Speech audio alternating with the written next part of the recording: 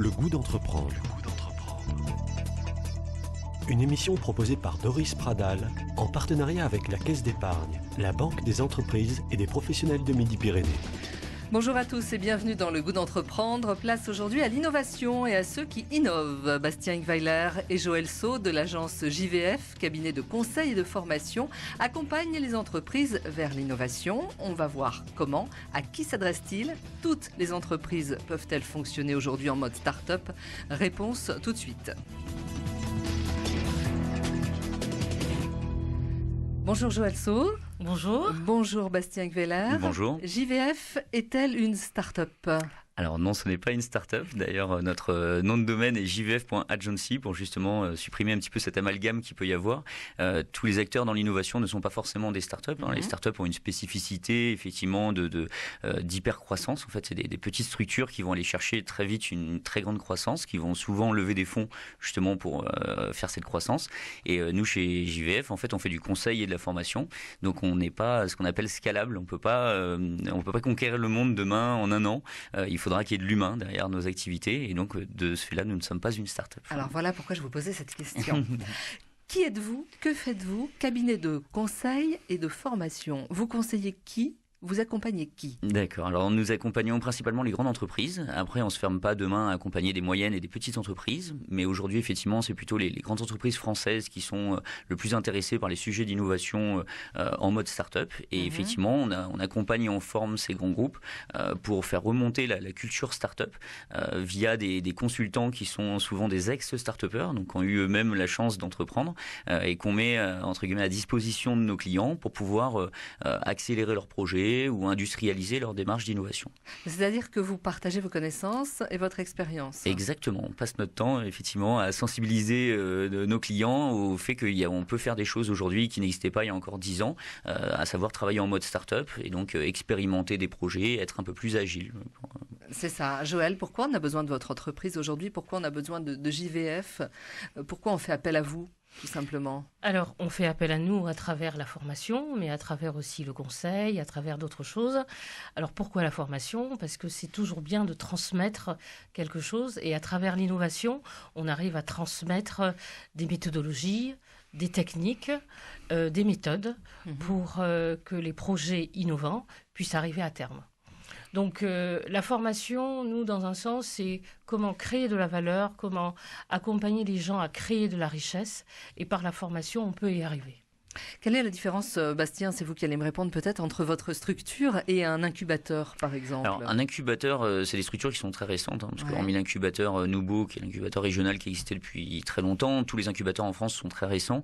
Les incubateurs accélèrent et accompagnent les startups dans leur phase de développement. Nous, vraiment, on n'accompagne pas les startups et les entrepreneurs, on accompagne les grandes entreprises dans leur démarche d'innovation. C'est ça. Alors maintenant, il y a une mode qui s'appelle l'intrapreneuriat. J'espère que je dis pas trop de buzzwords à la radio, mais effectivement, dans les grandes entreprises, ils ont cette mode d'intrapreneuriat, c'est-à-dire de laisser de la liberté à des salariés de pouvoir entreprendre. Donc ça nous arrive d'accompagner des intrapreneurs, mais dans notre philosophie, on parlera peut-être des valeurs de JVF, mais on sait que les entrepreneurs en général, les start-upers n'ont pas trop d'argent. Et dès le début, on s'est dit qu'on accompagnerait exclusivement les grands groupes pour ne pas prendre l'argent des start-upers. Alors ils ont la possibilité de participer à nos formations, c'est peut-être le seul contre-exemple, mais sinon effectivement, on accompagne plutôt les grands groupes. Alors les grands groupes, en termes d'innovation, quels sont leurs besoins identifiés aujourd'hui? Alors tout le monde a besoin d'être beaucoup plus agile, beaucoup plus digital, beaucoup plus numérique, etc. Tout à fait. Les besoins, quels sont ces besoins? Les plus grands besoins, en fait, c'est de comprendre les enjeux qui existent aujourd'hui. C'est-à-dire que tout le monde est un petit peu perdu. On voit que l'innovation va très vite. On est face à on peut dire une nouvelle révolution industrielle un petit peu avec tout le numérique qui arrive aujourd'hui. Et le numérique ne se construit pas comme on construisait un avion historiquement.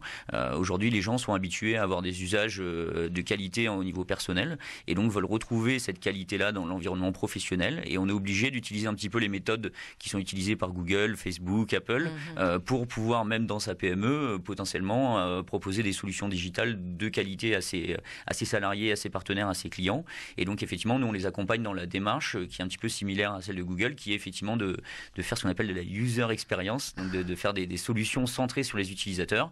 On va tester avec des utilisateurs pour voir si la solution correspond aux attentes des utilisateurs et si jamais ça ça correspond pas, on va arrêter le projet.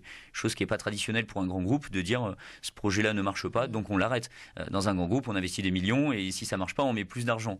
Dans le monde des startups, globalement, c'est plutôt, on va essayer une dizaine de petits projets, et puis dès qu'on voit qu'il y a des projets qui marchent mieux que d'autres, on investit dans ceux-là, quoi.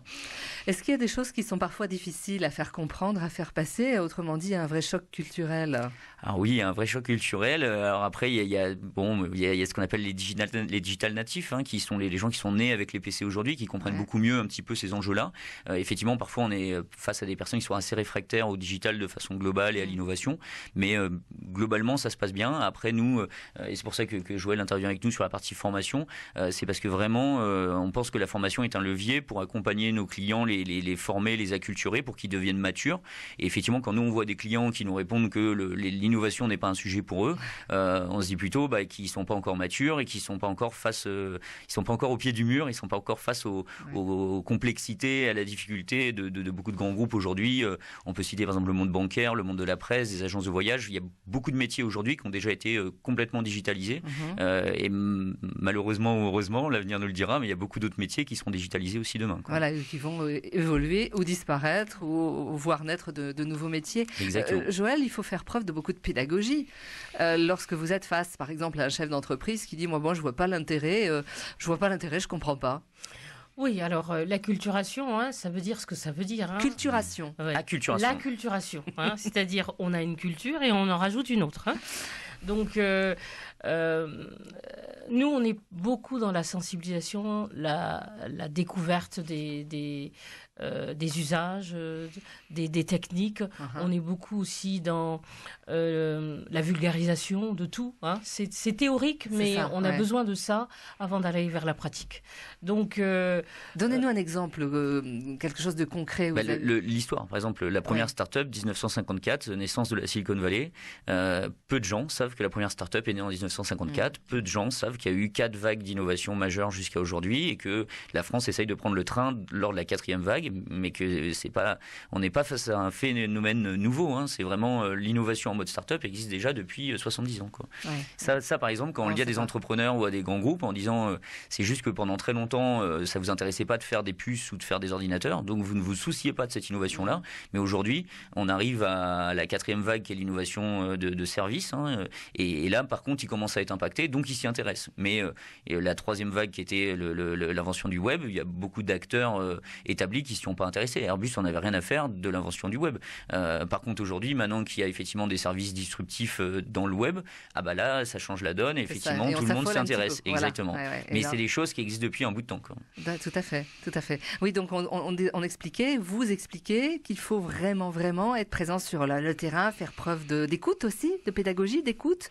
Tout à fait. Alors, l'écoute, la pédagogie, alors la transmission, on est dans la transmission d'un certain mode de pensée, de certaines pratiques, de méthodologie. Alors, il y a énormément de méthodologies qui voient le jour pour mettre en place justement cette pratique et cette culture start-up. Je pense que vous avez entendu parler du Lean Startup, du Design Thinking, enfin, toutes ces méthodes, Océan Bleu, tout ça, c'est là pour... C'est peut-être des gros mots pour les éditeurs. Ouais, on va pas les expliquer. Alors, on va décrypter en 2-3 mots. Voilà.